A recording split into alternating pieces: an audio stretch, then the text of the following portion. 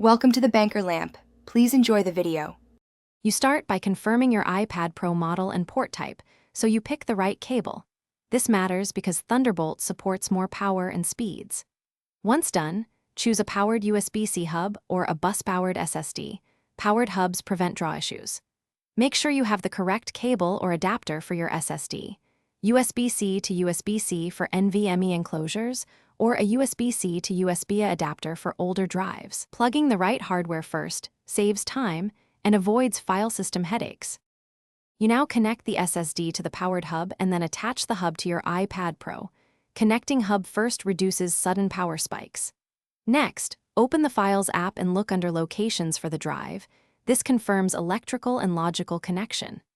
If the drive doesn't appear, it's usually a format issue.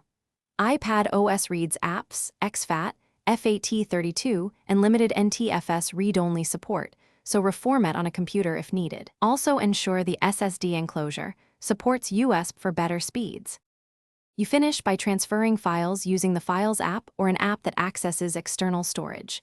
Drag, copy, or use the Share menu to move items.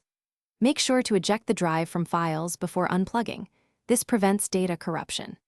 If transfers are slow or the drive disconnects, troubleshoot by trying a different cable or powered hub, check the SSD enclosure firmware, and if necessary reformat to XFAT on a computer for broad compatibility. These steps resolve most common connection issues. Thanks for watching. If this was helpful, leave a like and consider subscribing. See you next time.